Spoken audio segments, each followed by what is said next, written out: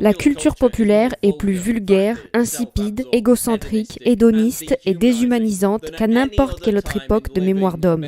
La culture est censée être édifiante. Elle est censée infuser notre vie d'intrigue, de soif de connaissance et d'appréciation de la beauté. Au lieu de cela, au cours des 2 dernières décennies, la culture pop n'a servi que de tuyau à projeter de la merde afin de stimuler nos plus bas instincts.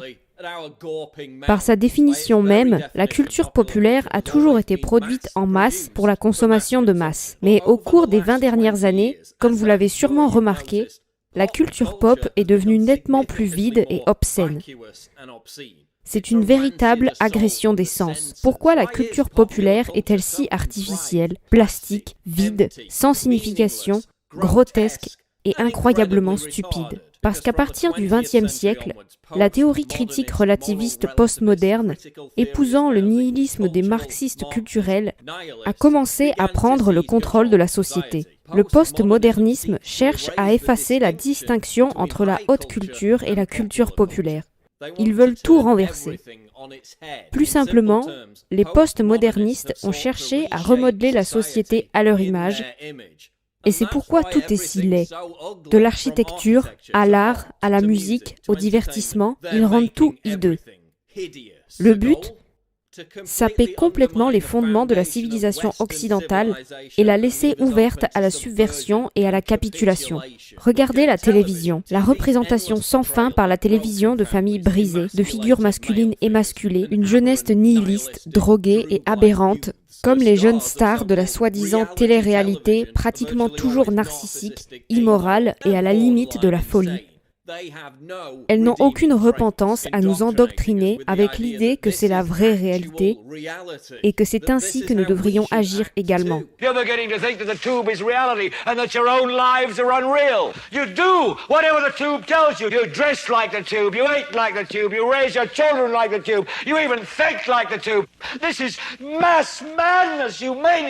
Dans les derniers stades décadents d'une société, les comportements bizarres prolifèrent et sont légitimés par la culture dominante.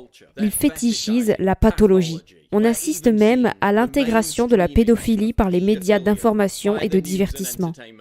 Salon.com donne une tribune à un pédophile avec des articles qui légitiment le visionnage de pornographie infantile, une nouvelle émission de la Fox qui montre un transgenre de 6 ans portant un bâillon sadomasochiste. Tout cela est destiné à nous entraîner dans le caniveau. Une fois que nous avons absorbé ce genre de dégénérescence, notre filtre moral est irrémédiablement endommagé. Des études montrent que plus on regarde la télévision, plus on est déprimé, même pour les personnes actives qui font régulièrement de l'exercice. Et y a-t-il vraiment un questionnement sur la vision déformée et corrosive de l'humanité qui est perpétuée par la télévision ?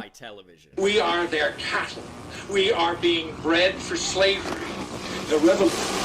Can somebody please explain to me what the hell that's all about? Just that idiot licking his nuts again.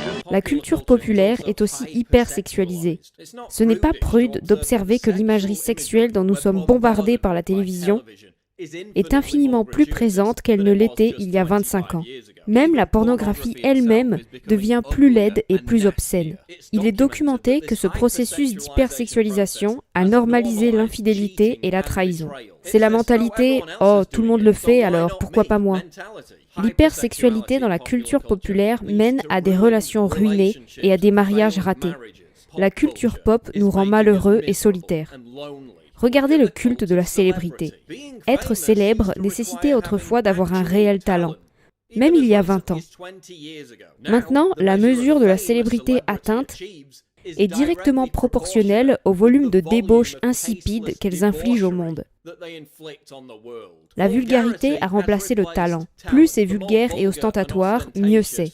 Grâce aux médias sociaux, les jeunes ont été endoctrinés par cette idée que le narcissisme, pas l'accomplissement, pas le sens, pas l'authenticité, mais le narcissisme est la mesure ultime de la satisfaction et de l'importance.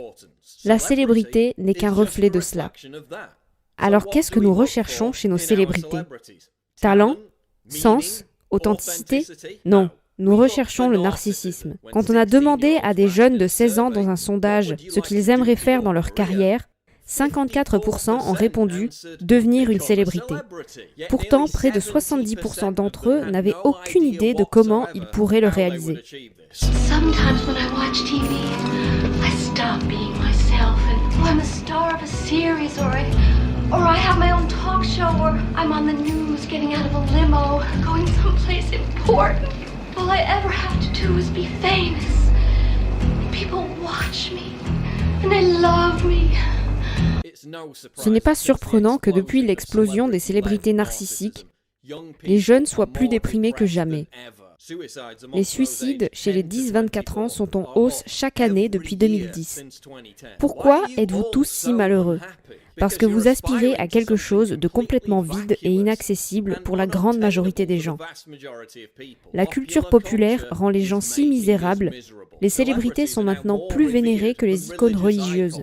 C'est pourquoi les gens se transforment soudainement en crétins élogieux à chaque fois qu'une célébrité meurt. Ils deviennent des idiots pleurnichards pour quelqu'un qu'ils n'ont jamais connu et qu'ils n'ont même jamais rencontré. Dans de nombreux cas, quelqu'un qui ne les intéressait même pas jusqu'à ce qu'ils meurent. C'est comme la compétition de pleurs de la Corée du Nord toutes les 2 semaines. Et regardez les célébrités qui se réveillent de leur coma et utilisent leur plateforme pour mordre la main qui les nourrit en remettant en question ce dont ils font partie. Lorsque Kanye West a dérapé et a commencé à décrier la culture populaire qu'il servait autrefois, ils l'ont mis dans une unité psychiatrique.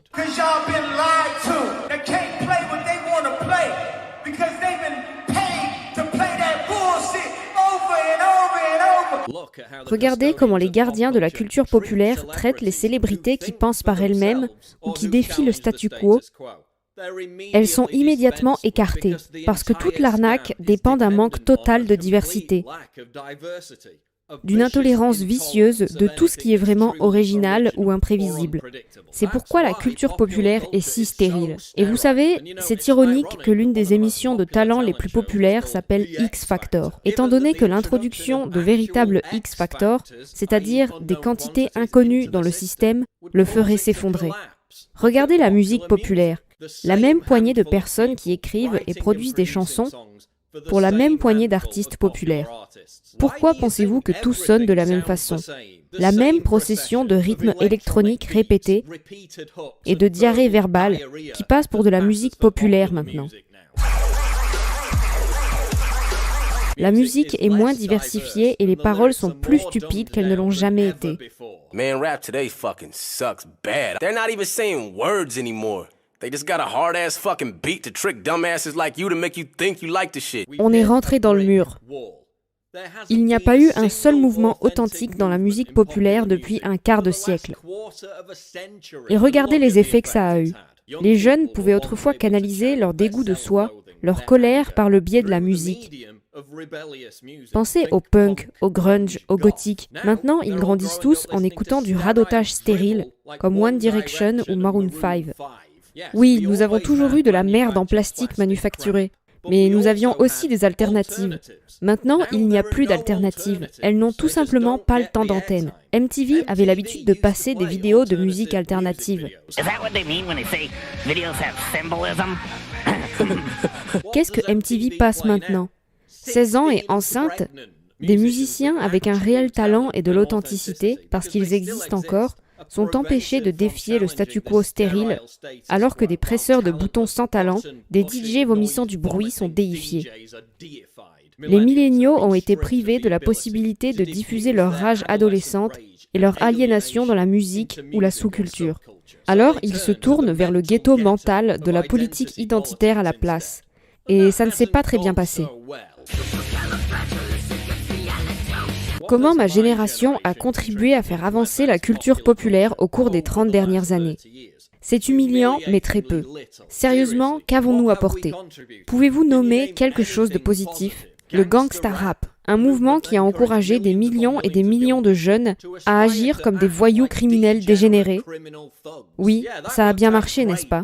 Mais regardez quelqu'un comme Hobson, un gars qui rappe sur la façon dont la mode du gangster est destructrice. C'est un gars qui dit aux jeunes d'arrêter la drogue et de vivre sainement. Qu'arrive-t-il aux musiciens comme Hobson? Oui, certains d'entre eux signent avec des grands labels, mais ensuite ils sont parqués pendant 3 ans où leurs albums ne reçoivent délibérément aucune promotion. Ils ne sont jamais autorisés à obtenir le statut de superstar.